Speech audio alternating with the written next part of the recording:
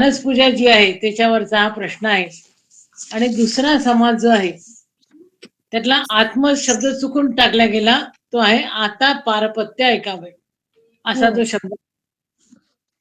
तर त्याच्यामध्ये त्यांनी काय म्हटलं उत्तम गुणाची साधने हा शब्द हे चरण जो आहे हा महत्वाचा आहे की उत्तम गुण पारपत्याचे कोणते कोणते आहेत. तर जवळपास जर आपण पूर्ण त्या ह्याच्यातनं काढले तर 20च्या वर ते गुण आहेत. पहिल्या अवयपासून आपण जर सुरुवात केली तर आपल्याला असं लक्षात यायचं दुसऱ्या अवयपासून सुरुवात आहे. धीर उदार सुंदर दक्ष वित्पन्न चतुर वगैरे असे तर शेवटच्या 9व्या अवयपर्यंत 9व्या अवयपर्यंत हे सगळे 20च्या वर गुण सांगितलेले आहेत. तर हे गुण पहिल्यांदा सगळ्यांना लिहून काढायचे कोणते कोणते गुण आहेत ते आणि मग त्याच्या आधारे लिहायचं की मग हा पारपत्य करणारा म्हणजे कोण आहे व्यवस्थापक आहे. आणि हा व्यवस्थापकाच्या अंगी कोणते कोणते गुण असले पाहिजे हे समर्थांनी या समासामध्ये सांगितलेलं आहे. या ओवीच्या आधारे आपल्याला काय करायचंय की त्या व्यवस्थापकाचे गुण सांगायचे की कोणते कोणते गुण त्याच्यामध्ये असले पाहिजे आणि ज्याच्यामुळे तो चांगलं व्यवस्थापन करू शकेल असा हा प्रश्न आहे. त्यातले 20च्या वर म्हणजे पहिली दुसरी तिसरी सगळ्या जर आपण ओव्या काढल्या तर पहिल्यांदा गुण काढून घ्या सगळे की कोणते कोणते गुण आहेत. जसं आता मी काढले धीर आहे उदार आहे सुंदर आहे दक्ष आहे वित्पन्न आहे त्याच्यात चतुर आहे प्रयत्न तत्पर आहे दूरदृष्टी आहे दीर्घ प्रयत्न करणारा आहे समय प्रसंग जाणणारा आहे नासला फड नेटका करणारा आहे दुसऱ्याचे अंतर जाणणारा आहे सावधपणा असलेला आहे न्यायाचे उत्तर देणारा आहे अशा अनेक त्यांनी मुद्दे गुण आहेत ते गुण त्यांनी काढलेले आहेत आणि त्याच्या आधारे आपल्याला त्या पहिल्या प्रश्नाचं उत्तर त्यातल्या त्या ओव्या ज्या आहेत त्या ओव्या शोधायच्या आणि त्या पूर्ण करायच्या असा सरळ सरळ दुसरा प्रश्न आहे. आणि तिसरा प्रश्न आहे नरदेह समासामध्ये समर्थांनी काय सांगितलेलं आहे. जाते सारखे त्याच्यामुळे डिस्टर्ब होत आहे. हॅलो मृणाल ताई. हॅलो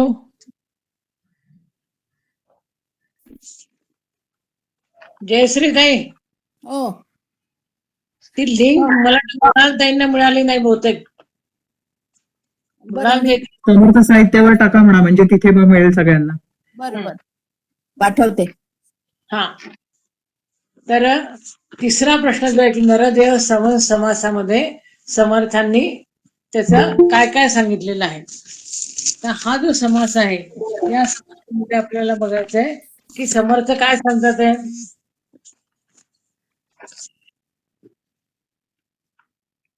काय होत आहे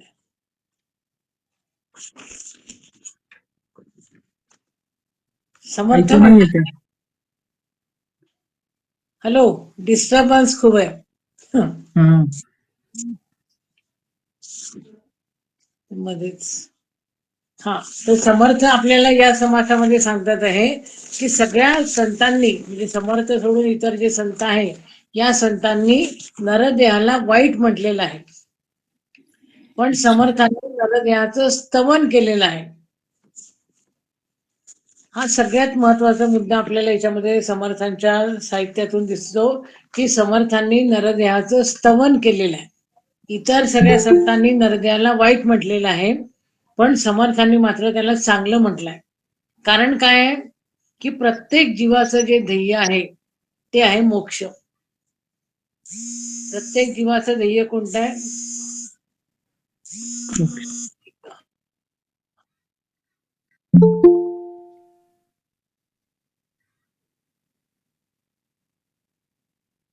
खूप डिस्टर्बन्स आहे बाबा. ऐकायला येत नाहीये. ऐकू नाही येत आहे.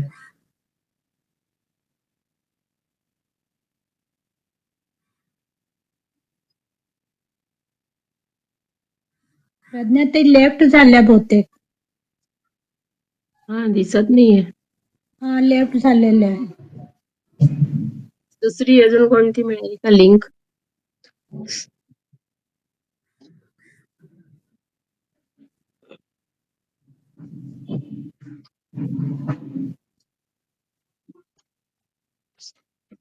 आल्या.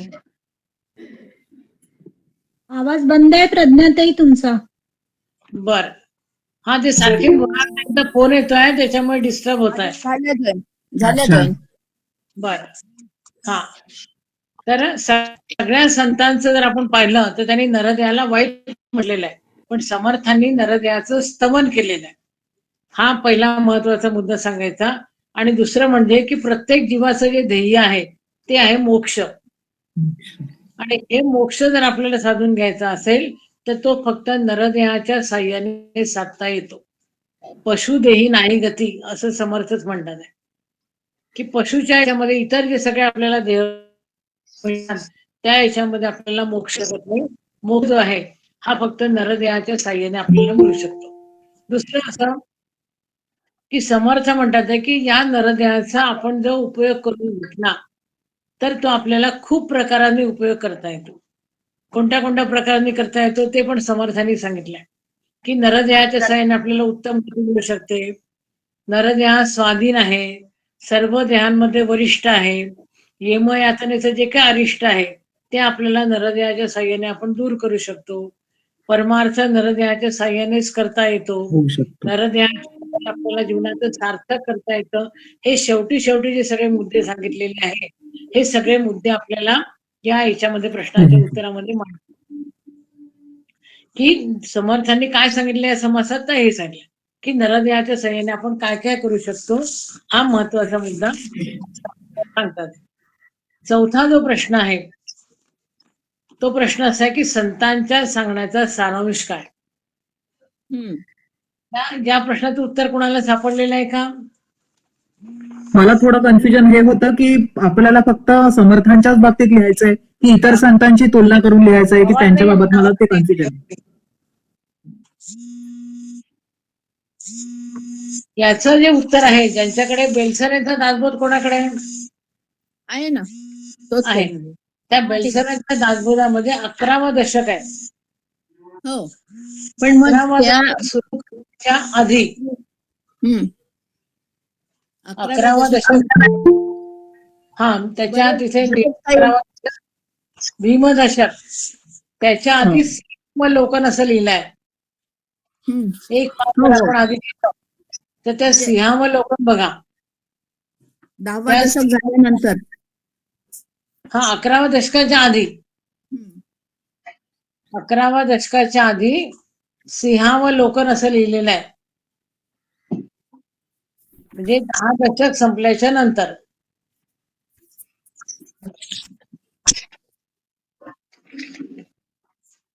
आहे.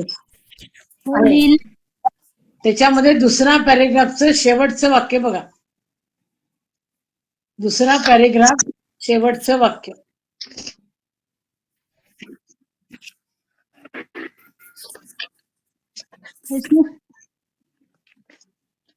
सर्व विश्वाचा व्यवहार लिहिलेने घडवण्याचे सामर्थ्य लोकून जीव दिनवाणा होतो. म्हणून विचाराने सर्व चंचलता अर्थात अहंकाराचा निराश करून स्वरूपापाशी समरस व्हावे, हा संतांच्या सांगण्याचा सारांश आहे.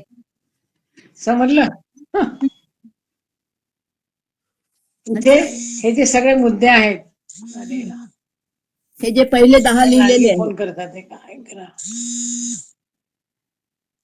लांडगे फोन करतात ते जयश्रीताई. बरोबर, पाहते. मॅडम, हे कशातलं वाचलं ते जरा सांगा जरा. सिंहावलोकन बेलसरांच्या पुस्तकातून 11वं जे आहे ना 11वा दशक, त्याच्यातलं त्याच्यातल्या दुसऱ्या पॅरेग्राफची शेवटची ओळ. 11व्या दशकाच्या आधी, 11व्या दशकाच्या आधी सिंहावलोकन म्हणजे पहिले 10 दशक, त्याच्यातला दुसरा पॅरेग्राफ जो आहे त्याच्यामध्ये दुसऱ्या शेवटी ते वाक्य आलेलं आहे की हा संतांच्या सांगण्याचा सारांश आहे. म्हणजे वरती 12 सांगितले. हा, आणि प्रश्न तुम्हाला तोच आहे की संतांच्या सांगण्याचा सारांश काय असा प्रश्न आहे. आणि त्याच्यामुळे तुम्हाला ते उत्तर जे आहे हे जे सगळे 11-12 मुद्दे दिलेले आहेत या मुद्द्यांची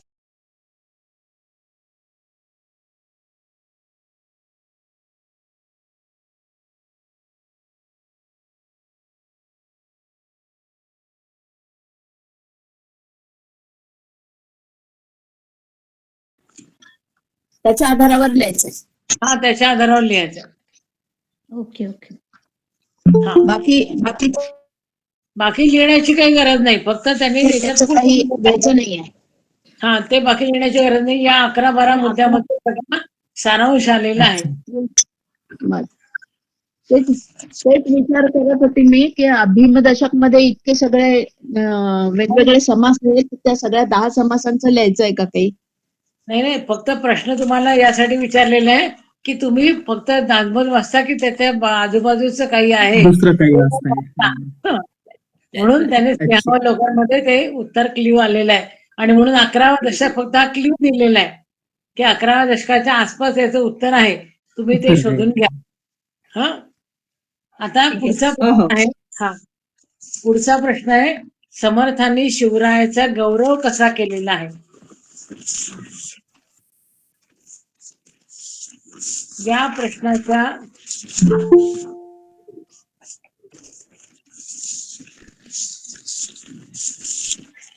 आता हा जो प्रश्न आहे त्याच्यातलं जे काव्य आहे की समर्थांनी शिवरायाचं जे वर्णन केलेलं आहे तर त्याच्यामध्ये समर्थांनी कसा केलेला आहे गौरव हे विचारलेलं आहे. आपण याच्यातल्या या काव्यामध्ये एकूण 15 ओव्या आहेत.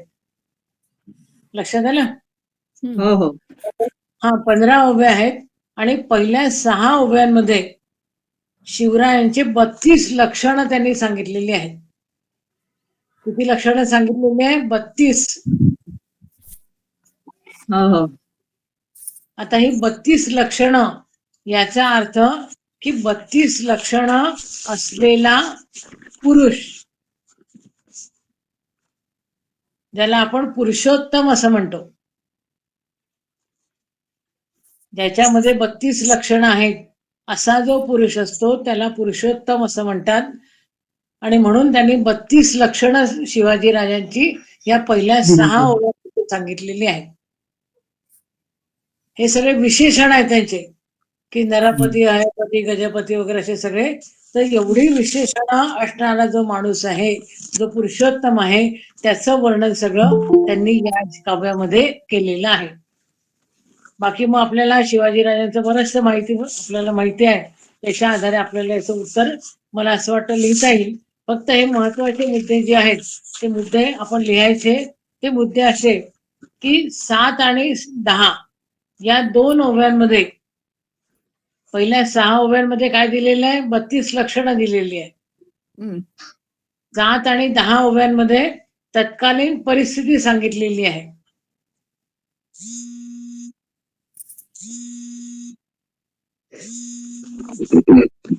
9, 11 आणि 12 9, 11 आणि 12 या 3 ओव्यांमध्ये शिवरायांच्या दरबाराचा गौरव केलेला आहे.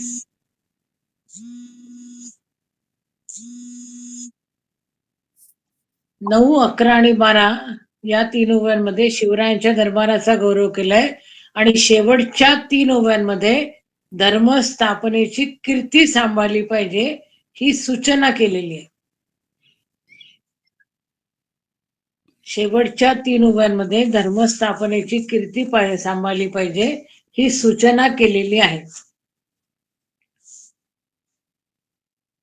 आणि या 15 ओव्यांच्या याच्यातली मधली ओवी म्हणजे 8वी ओवी जी आहे त्या याच्यामध्ये हृदयस्थ झाला नारायण,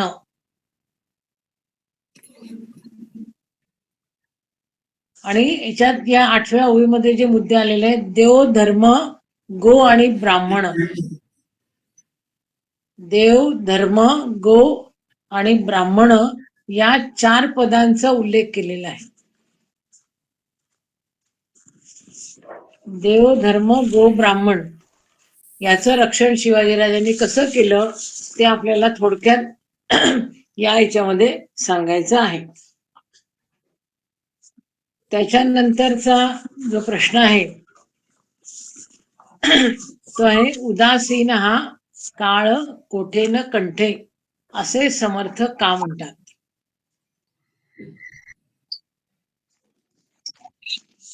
आता हे करुणाष्टक आहे. आपल्याकडे जर पुस्तक असेल करुणाष्टकांचं तर याच्यामध्ये 114 पान नंबर आहे. 114 पान नंबर मध्ये समर्थांच्या जीवीचे आर्त असं त्याचं हेडिंग दिलेलं आहे की समर्थांनी भगवंताला जी आर्तपणे जी विनंती केलेली आहे किंवा आळवणी केलेली आहे त्याचं वर्णन सगळं याच्यामध्ये केलेलं आहे. आता उदासीन हा काळ कोठे न कंठे, कोठे न कंठेमध्ये ते म्हणतात की हा माझं सगळं जीवन जे आहे हे कसं आहे, सगळं उदासीन आहे. ते कसं आणि कुठे कंठावं हे मला समजत नाही. त्याचा त्या परिस्थितीचं जे वर्णन आहे म्हणजे जी आर्तता आहे समर्थांची आणि समर्थांना जे काय वाटत होतं भगवंताच्या बद्दल की आता भगवंतापासून आपण दूर गेलेला आहोत आणि उदासीन झालेला. हा उदासीन जो काळ आहे की समाधान साधू जनाचे योगे, साधूच्या संगतीमध्ये आपण जर गेलं तर तेवढ्या पुरतं आपल्याला समाधान लागतं, पण परी मागुते दुःख होते वियोगे. तिथून आपण बाजूला झालो की पुन्हा आपल्याला दुःख लागतं. घडीने घडी सीण अत्यंत वाटे उदासीना काळ कोठे न कंठे. म्हणजे त्यांनी या पहिल्यापासून सगळ्या याच्यामध्ये 10 ओव्यांमध्ये आपली जी मानसिक परिस्थिती आहे ती मानसिक परिस्थिती सांगितलेली आहे की हा जो काळ आहे उदासीन असा जो काळ आहे हा कुठे आणि कसा कंठावा हे मला समजत नाहीये. आणि त्याच्यामुळे ते म्हणतात की ते सगळं वर्णन त्यांनी केलेलं आहे. तर आपण ते वर्णन थोडक्यामध्ये लिहायचं आहे की समर्थांची आर्तता कशी होती आणि समर्थांच्या जीवीची परिस्थिती जी आहे ती परिस्थिती कशी होती याचं आपल्याला थोडक्यात वर्णन जे आहे ते वर्णन त्याच्यामध्ये करायचं आहे. त्याच्यानंतरचा जो प्रश्न आहे कीर्तन भक्तीवरचा, म्हणून कीर्तनाचा महिमा अगाध, कीर्तने संतोष परमात्मा सकळ तीर्थे जगदात्मा कीर्तनी वसे. आता या ओवीमध्ये समर्थांनी काय केलेलं आहे, कीर्तनाचं महत्व सांगितलेलं आहे. कीर्तनाचं महत्व कोणतं आहे आपण पहिल्यांदा पाहिलं की कीर्तन भक्ती जी आहे ती 2ऱ्या नंबरची भक्ती आहे. पहिली श्रवण भक्ती आहे आणि दुसरी भक्ती जी आहे ती कीर्तन भक्ती आहे. या कीर्तन भक्तीमध्ये समर्थ कीर्तनाचा महिमा सांगतात आहे की कीर्तनाचा महिमा इतका अगाध आहे की भगवंत आपल्याला कुठे सापडणार नाही, तो कीर्तनामध्ये सापडतो. समर्थांनी सांगितलंच आहे की कीर्तन जिथे असेल त्या ठिकाणी मी आहे हे भगवंत सांगतात की कुठे शोधाल तुम्हाला तर कुठे शोधायची गरज नाही, तर तुम्ही मला कुठे शोधायचंय, फक्त ज्या ठिकाणी कीर्तन सुरू आहे त्या ठिकाणी मी आहे. म्हणजे भगवंताचं जे आवडीचं ठिकाण आहे, कारण भगवंताला सगळ्यात कीर्तन हे प्रिय आहे आणि त्या कीर्तनाचा महिमा वर्णन करण्याच्या पलीकडे आहे. कारण काय की कीर्तन केल्याने परमात्मा सुद्धा संतोष पावतो. म्हणजे त्याला आनंद मिळण्याचं जे ठिकाण आहे ते कोणतं आहे तर कीर्तनाचं ठिकाण आहे. कारण काय की भगवंताच्या कीर्तनामध्ये सगळी तीर्थ, जगदात्मा, ईश्वर हे सगळं आपल्याला जो कीर्तनकार आहे या सगळ्यांचं वर्णन तो सांगत असतो आपल्याला. आणि महत्वाचा मुद्दा लिहायचा आहे तो असा की कीर्तनाचं महत्व कुठे कुठे आहे की कीर्तनामुळे महादोष जातात, उत्तम गती आपल्याला प्राप्त होते, भगवत प्राप्ती होते, एकाग्रता, वाचा पवित्र होते आपली, सत्पात्र होतो, संदेह दूर होतात. कीर्तनामध्ये जे सांगितले जाते त्याच्यामुळे लोक संतोष पावतात आणि भगवंत सुद्धा संतोष पावतो, कारण भगवंताला कीर्तन प्रिय आहे. कीर्तनकार हा अध्यात्म विद्येचा नेता असतो. अध्यात्म विद्या जी आहे त्याचा नेता कोण असतो तर कीर्तनकार असतो आणि तो सगळ्या तीर्थांचं महिमांचं वर्णन करतो. त्याच्यामुळे लोकांना ज्या मनात ज्या शंका आहेत त्या सगळ्या शंका त्यांच्या मनातनं दूर होतात. हे सगळ्यात महत्वाचं कार्य कीर्तनाच्या माध्यमातून केलं जातं. लक्षात आलं? हो. त्यानंतर 8वा प्रश्न आहे की आनंदवन भुवने या काव्याचा अर्थ सांगा. आता सगळ्यात महत्वाचा मुद्दा लक्षात ठेवायचा की प्रश्न आपण नीट वाचायचा. या याच्यामध्ये आनंदवन भुवने या काव्याचा म्हटलेला आहे. प्रत्येक ओवीचा अर्थ लिहायचा नाही. नाही. नाहीतर मग 59 ओव्यांचा अर्थ लिहायला लागाल तर पुन्हा 100 पेजेस त्याच्यामुळे त्या तसं लिहायचं नाहीये. थोडक्यामध्ये ते काव्य म्हणजे काय आहे की आनंदवन भुवने हे काव्य समर्थांनी केव्हा लिहिलं, का लिहिलं, त्यांना त्याच्यामध्ये त्या लिहिण्याच्या मागची भूमिका कोणती होती, त्यांना कोणता ध्यास लागला होता, असे जे महत्वाचे मुद्दे आहेत फक्त त्याचं वर्णन करायचं आहे. बाकी सगळ्या ओव्यांचा अर्थ लिहायचा नाही. हा सगळ्यात महत्वाचा मुद्दा लक्षात ठेवायचा आहे. थोडक्यात त्याचं सारांश लिहायचं अगदी आपल्याला. आणि जे आपल्याकडे पुस्तक असेल आनंदवन भुवनेचं याचं त्याची जी प्रस्तावना आहे बस त्या प्रस्तावनेच्या आधारे तुम्ही उत्तर लिहू शकता. बाकी जास्त लिहिण्याची गरज नाही. तसंच पुढचा प्रश्न पण महत्वाचा आहे. प्रश्न वाचणं जे म्हटलं मी की गरजेचं आहे. याच्यामध्ये काय विचारलेलं आहे? रामदासांच्या जीवनातील सभेचे महत्व सांगा. रामदासांच्या जीवनातील हा शब्द महत्वाचा आहे. समाज सवनाच्या आधारे लिहायचा आहे. पण समाज सवनाच्या आधारे जरी आपण लिहित असलो तरी आपल्याला कशाचं महत्व लिहायचंय? रामदासांच्या जीवनामध्ये, जीवनातलं. हा, त्यांच्या जीवनामध्ये सभेचं महत्व काय.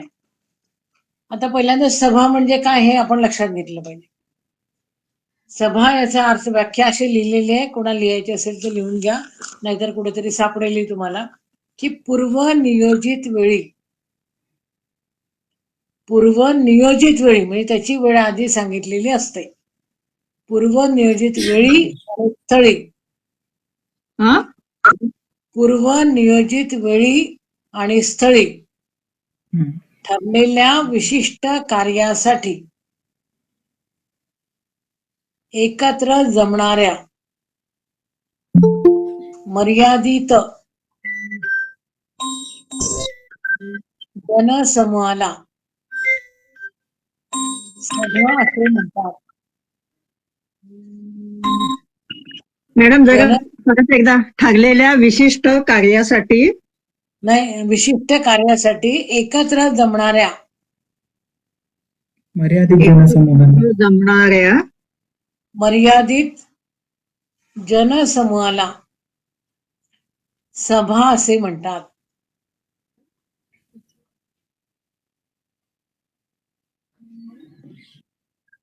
आता समर्थांच्या जीवनात याचं कोणतं महत्व आहे? समर्थांनी संघटन केलं. संघटन ना, हा, संघटन केलं. संघटन समर्थांनी, ना, हा, समर्थांनी महंत तयार केले. समर्थांनी मठ स्थापन केले.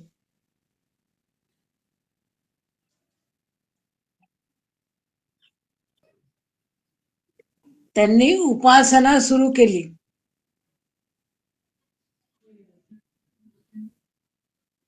हे सगळं सभा यामध्ये येतं.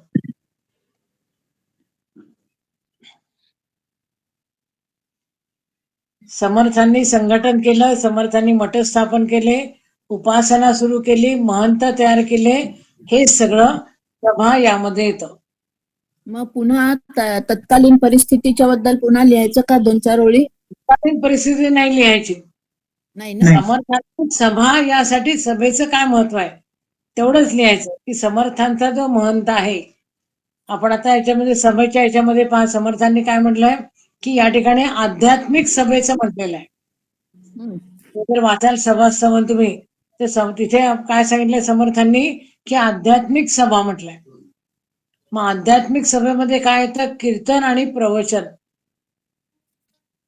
कीर्तन आणि प्रवचन श्रवण करणारा जो समूह आहे तो म्हणजे सभा, असं समर्थ म्हणतात. आध्यात्मिक सभा म्हटलेलं आहे आणि आध्यात्मिक सभेमध्ये कीर्तन आणि प्रवचन श्रवण करणारा जो जनसमूह आहे त्याला सभा असं समर्थांनी म्हटलेलं आहे. आणि या आध्यात्मिक सभेमध्ये श्रद्धेला महत्व आहे. आध्यात्मिक सभेमध्ये श्रद्धेला महत्व आहे आणि समर्थांचा महंत जो आहे हा सभानायक आहे. समर्थांचा महंत हा सभानायक आहे. त्याचे गुण समर्थांनी घ्यायचे सांगितले. हा सभानायक कसा असला पाहिजे, कोणते कोणते गुण आहेत त्याचे? त्याला त्रिकालाचं ज्ञान असलं पाहिजे. भूत, भविष्य आणि वर्तमान या तिन्ही याचं त्याला ज्ञान असलं पाहिजे. तो बहुश्रुत असला पाहिजे, निराभिमानी असला पाहिजे, निरपेक्ष असला पाहिजे, शांती, क्षमा, मॅडम दया, बहुश्रुत, त्रिकाल ज्ञानी, बहुश्रुत, बहुश्रुत, हा निराभिमानी, हा निरपेक्ष या समर्थांमध्ये सगळे गुण दिलेले आहेत. हा तुम्ही हा जर हा वाचा ना, शांती, क्षमा, दया, त्याच्यानंतर सत्वशील असला पाहिजे, त्याचं अंतर शुद्ध असलं पाहिजे आणि ज्ञानी पण असला. ज्ञानी हे सगळे गुण जे आहे हे सगळे गुण त्याच्यामध्ये असले पाहिजे. म्हणजे समर्थांनी संप्रदाय स्थापन केला, संघटना स्थापन केली, महंत तयार केले, हे सगळं आपल्याला माहित आहे. त्याच्यामुळे समर्थांच्या जीवनामध्ये सभेचं महत्व जे आहे ते या प्रकारचं आहे. या मुद्द्यांच्या आधारे आपल्याला मठ, महंत, उपासना आणि समर्थांचे संघटना या 4-5 मुद्द्यांच्या आधारे, सभास्तंभांच्या आधारे आपल्याला हे उत्तर जे आहे ते लिहायचं आहे. 10वा प्रश्न जो आहे तो अनुदिन अनुतापे या करुणाष्टकामध्ये समर्थ काय सांगत आहे. याच्यामध्ये समर्थ काय सांगतात आहे? आपली सामान्य लोकांची परिस्थिती काय आहे ती सांगतात आहे. लक्षात घ्या, आपली सामान्य लोकांची परिस्थिती काय आहे ते सांगत आहे आणि सामान्य लोकांची भगवंताकडनं काय अपेक्षा आहे हे पण सांगत आहे. सामान्य लोकांची भगवंताकडनं काय अपेक्षा आहे ते पण सांगत आहे.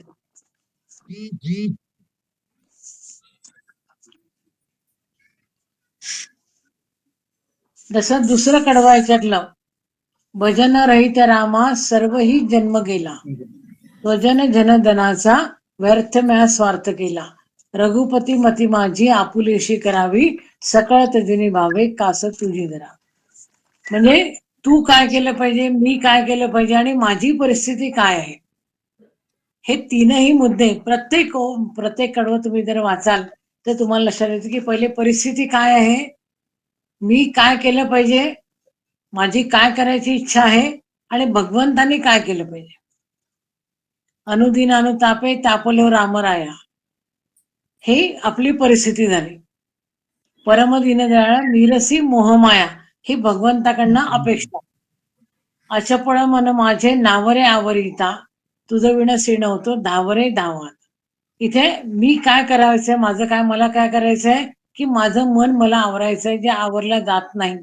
मग तू काय करायचंय, तू धावत यायचंय. मदत करायचं. तुझं विण सीण होतो धावरे धावात.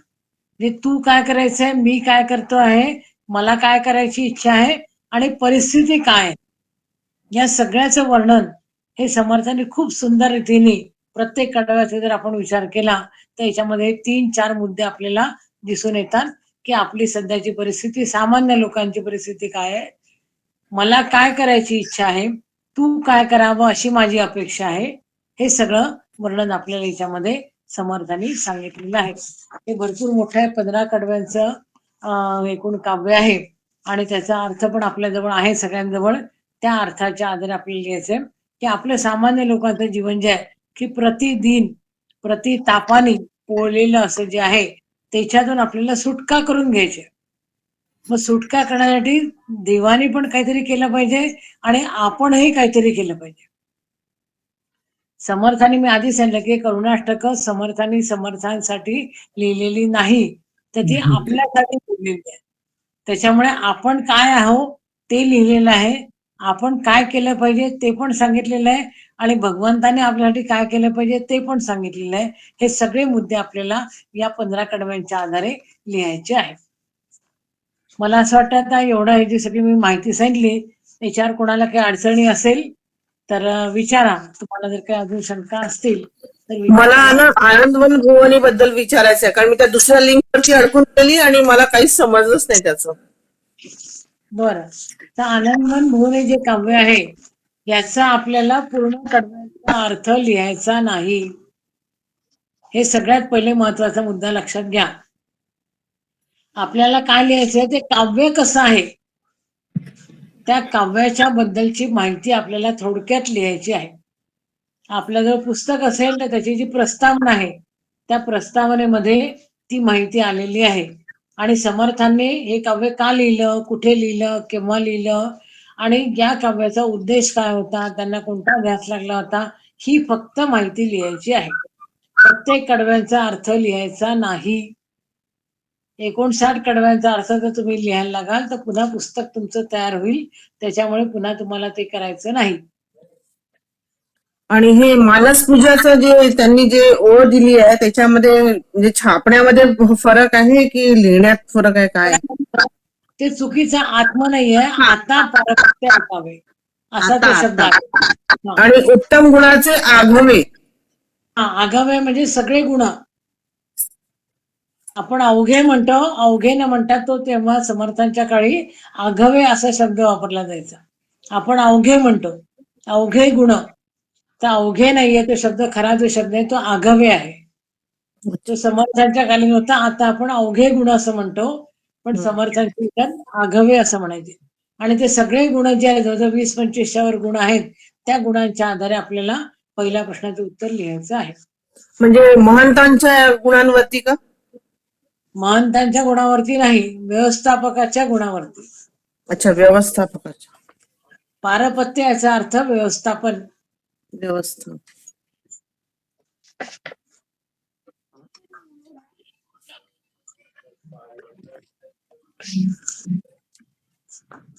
Hello hello. हा हा बोला. हो प्रज्ञाताई, पहिल्याच्या वेळेस लिंकच नव्हती माझ्या याच्यामध्ये. थोडंसं मला थोडस सांगाल का? पहिला प्रश्न आज आत्मपारिपत्य. हा मी ऐकलंच नाही, अजिबात काहीच ऐकलं नाही. बरं, पारपत्य याचा अर्थ असा आहे व्यवस्थापन. हा हा, मग आता याच्यामध्ये समर्थांनी व्यवस्थापकाचे जवळजवळ 20च्या वर गुण सांगितलेले आहेत. आणि व्यवस्था याचा अर्थ लक्षात घ्या सगळ्यांनी. व्यवस्था म्हणजे केवळ एक गोष्ट नाही. जसं लग्न असतं, लग्न चांगलं झालं, आपण काय म्हणतो की लग्नामध्ये व्यवस्था खूप छान होती. तर व्यवस्था याचा अर्थ एकच घटक नाही. त्याच्यामध्ये बँडवाला असतो, त्याच्यामध्ये गुरुजी असतो, त्याच्यामध्ये जेवणाचे असतात, लाइटिंगवाला असतो, घोडेवाला असतो, वाला असतो, अशा अनेक प्रकारचे लोक असतात. त्या सगळ्या लोकांनी आपले आपले काम व्यवस्थित केले की ते लग्न चांगल्या प्रकारे पार पाडलं जातं. म्हणजे व्यवस्था याचा अर्थ त्या सगळ्या प्रकारच्या ज्या गोष्टी आहेत त्या गोष्टी जो कोणी चांगला करतो त्याला व्यवस्थापक किंवा व्यवस्थापन असं म्हटलं जातं. तर हा जो व्यवस्थापक आहे याचे समर्थांनी जवळजवळ या 10 अवयवांमध्ये दुसऱ्या अवयपासून तर 90व्या अवयपर्यंत जवळजवळ 20च्या वर असे गुण सांगितलेले आहे. की तो कसा असला पाहिजे, धीर असला पाहिजे, त्यामध्ये उदार असला पाहिजे, सुंदर असला पाहिजे, दक्ष असला पाहिजे, व्युत्पन्न याचा अर्थ पंडित असला पाहिजे. आणि पैशून्य जो शब्द वापरलेला आहे, पैशून्य म्हणजे दुष्टपणा नसला पाहिजे.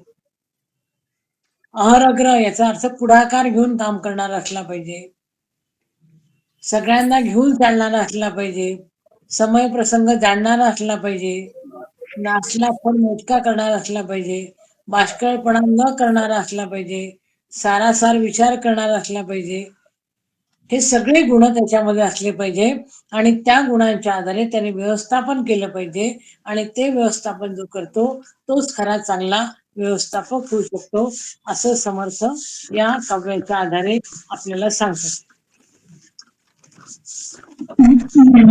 एखाद्या आणखीन उदाहरण वगैरे मग द्यायचं आहे का असं आणखीन याच्याशिवाय याच्याशिवाय सांगितलं काही गरज तसं नाही. सध्या आपल्याला कोणाचं उदाहरण वगैरे याच्यात द्यायचं आहे की त्याच व्यवस्थापक त्याची गरज नाही. ते सगळे गुण आहेत त्या गुणांच्या आधारे फक्त व्यवस्थापन कसं, कारण इथे ओवीत काय म्हटलंय, जयास देखता मानवे विश्व लोक. त्याचं व्यवस्थापन असं पाहिजे की जगामध्ये तो प्रसिद्ध झाला पाहिजे.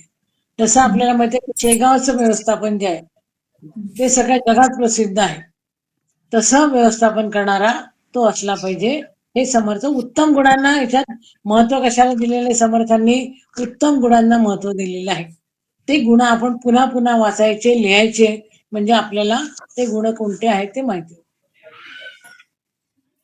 आणि हे शिवरायांचे जे पत्र आहे याच्याबद्दल पहिले आपण लिहिलेलं आहे. आता आणखी वेगळं काय लिहायचं? नाही तर प्रश्न काय विचारलेला आहे तो बघायचा. शिवरायांचा गौरव कसा केला आहे? हा, गौरव कसा केला, तर गौरव कसा केला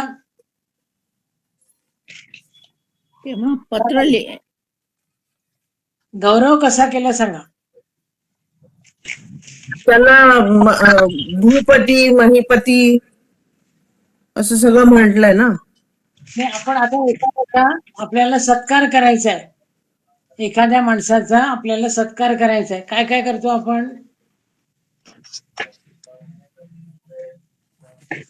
आधी त्यांच्याबद्दलची माहिती लिहायची. नाही, आपण आपल्याला एखाद्याचा सत्कार करायचा आहे तर आपण काय काय करतो, त्यांची ओळख सांगतो ना. ओळख सांगतो. आणखीन फक्त मग ओळख त्यांनी सांगतो ओळख नाही. सांगितल्यानंतर त्यांनी काय काय केलंय, काय काय त्यांचे हे आहेत काम. तो एक भाग झाला. बाकीचा भाग सत्कार करताना काय काय करतो आपण, त्याला शाल देतो, त्याला श्रीफळ देतो, त्याला आणखीन काहीतरी एखादा मोमेंटोज देतो, त्याबद्दल देतो, म्हणजे वेगवेगळ्या प्रकारे आपण त्याचा सत्कार करतो. मग समर्थाने इथे शिवरायांचा गौरव केलेला आहे. मग तो कशा कशा प्रकारे केलेला आहे ते सांगायचं आपल्याला. त्यांनी पहिल्यांदा काय केलं, समर्थाने सांगितलं.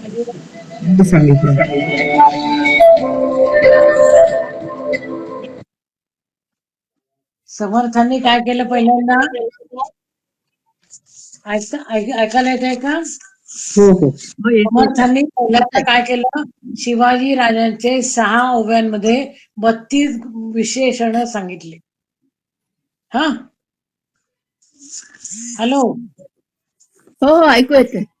हो येते. पहिल्यांदा त्यांनी 32 गुण सांगितले, म्हणजे त्यांचे विशेषण सांगितले. हा एक प्रकारचा गौरव झाला, एक प्रकार झाला हा गौरवाचा. दुसरा प्रकार असा झाला की त्यांनी त्याच्यामध्ये त्यांचं जे महत्व सांगितलेलं आहे, त्याच्यात जे विशेषण दिलेलं आहे, त्याच्यामध्ये त्यांनी त्यांचा पराक्रम सांगितलेला आहे. पराक्रम कोणता सांगितलेला आहे की कित्येक दुष्ट संवारिले. या ओवीमध्ये त्यांनी शिवाजी राजांचा पराक्रम सांगितलाय. कोणता पराक्रम सांगितला आपल्याला माहित आहे. काय काय केलं शिवाजी राजांनी, शिवाय मावळ्याच्या आपल्या जावळी खोऱ्यामध्ये जे मोरे होते, चंद्रराव मोरे, त्यांचा बिमोड केला. जे पुरंदरावर मुसे खान म्हणून जो आदिलशाही होता त्याला ठार मारलं. फत्ते खान जो होता त्याला पळायला लावलं. या गोष्टी ज्या आहेत या गोष्टी सुद्धा आपल्याला माहिती पाहिजे की अशा प्रकारे बाळाजी हिरंबराव जे होते त्यांना मारलं. असं सगळं अनेक पराक्रम त्यांनी केले, म्हणजे कित्येक दुष्ट संवारिले. अफजल खानाचं पण सांगायचं का, प्रतापगडाचा उल्लेख देऊ शकता ना तुम्ही. हा दुसरा प्रकार झाला. हा, त्याच्यानंतर पुढे समर्थ काय म्हणतात आहे, हृदयस्थ झाला नारायण. हा तिसरा गौरव आहे. हृदयस्थ झाला नारायण हा गौरवाचा तिसरा प्रकार आहे. म्हणजे नारायण कोणाच्या हृदयामध्ये बसतो, ज्याचं हृदयामध्ये कुठलेही विकार नसतील त्याच्या हृदयामध्ये लक्षात आलं का? हो हो हा, की ज्याच्या हृदयामध्ये कुठले विकार नाही, ज्याचा हेतू चांगला आहे. शिवाजी राजांच्या मनामध्ये अहंकार कोणताही नव्हता. त्यांनी म्हटलं की हे राज्य व्हावे ही श्रीची इच्छा आहे. हे म्हणून अशा लोकांच्या हृदयामध्ये तो हृदयस्थ झाला नारायण. हा शिवाजींच्या हृदयामध्ये नारायण हा शिवाजीचा गौरव आहे. आपल्या हृदयामध्ये नारायण असतो का? नाही. पण शिवाजीच्या हृदयामध्ये हृदयस्थ झाला नारायण असं म्हटलेलं आहे त्यांनी. म्हणजे शिवाजीचं जे वर्णन केलेलं आहे ते वर्णन करताना पुन्हा आपल्याला हा जो मुद्दा आहे तो मुद्दा सगळ्यात महत्वाचा आहे, की अशा प्रकारे आपल्याला एक शोधायचं आहे की काय काय केलं. तीर्थक्षेत्रे मोडली, ब्राह्मण स्थाने भ्रष्ट केली, असं ज्यांनी केलेलं होतं ते यांनी पुन्हा काय केलं, देव धर्म गो ब्राह्मण करावया संरक्षण.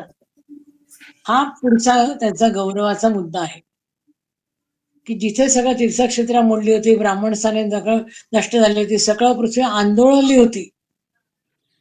हे सगळं जे झालेलं होतं देव धर्म आणि गोब्राह्मण जे आहे याचं रक्षण कोणी केलं तर शिवाजी राजांनी केलं. हा मुद्दा आपण याच्यामध्ये सांगायचा आहे. पुन्हा आपलं एवढं सगळं सांगून पुन्हा गौरव कसा केला समर्थांनी, की ते म्हणतात की बा मी तुम्हाला सगळं एवढं सांगितलं, हा, पण तरी सगळं सांगितलं तरी सुद्धा प्रसंग नसता लिहिले, क्षमा केली पाहिजे. हा शिवाजी राजांचा केवढा मोठा गौरव आहे, की शिवाजी राजांच्या समोर समर्थ काय म्हणतात, क्षमा केली पाहिजे म्हणतात. खरं म्हणजे शिवाजींचे गुरु होते समर्थ, पण आपला शिष्य एवढा मोठा आहे त्याला आपण काही ज्ञान द्यावं असं काही गरज नव्हती, तरी सुद्धा मी सांगितलं. आणि पुन्हा ते म्हणतात आहे की एवढं सगळं मी तुम्हाला सांगितलं, तुमचे जशी वास्तव्य केले वगैरे हे सगळं झालं, आणि म्हणतात की प्रसंग नसता लिहिले. मला तुम्हाला सांगण्याची गरज नाही, कारण तुम्ही तेवढे विद्वान आहात, पण तरी सुद्धा मी सांगितलं म्हणून मला क्षमा केली पाहिजे. असे हे वेगवेगळे मुद्दे गौरवाच्या याच्यात घ्यायचे, की जसं मी आता सांगितलं की आपण एखाद्याचा गौरव करायचा असेल त्याला शाल देतो, त्याला श्रीफळ देतो, त्याला एखादं मानपत्र देतो, त्याला त्या बाई असेल तर ओटी भरतो तिची, आणि त्याच्याबद्दल चांगलं चांगलं वेगवेगळे लोक बोलतात. हे सगळे प्रकार जे आहे ते सगळे प्रकार आपल्याला या याच्यामध्ये दिसून येतात. ते आपण वेगवेगळे मुद्दे घेऊन आपल्याला लिहायचे. त्यामुळे हे उत्तर आधीच्या ह्याच्यापेक्षा पूर्णपणे वेगळं आहे. लक्षात आलं का? हो हो हो हो हो हो. कोणाला काही शंका? मग सगळ्यात लोक लिहायला लागा. हा. 20 त्यांनी सांगितले, आपण 10 करायची तेव्हा ती 20 येईल ना. हो हो खरंय.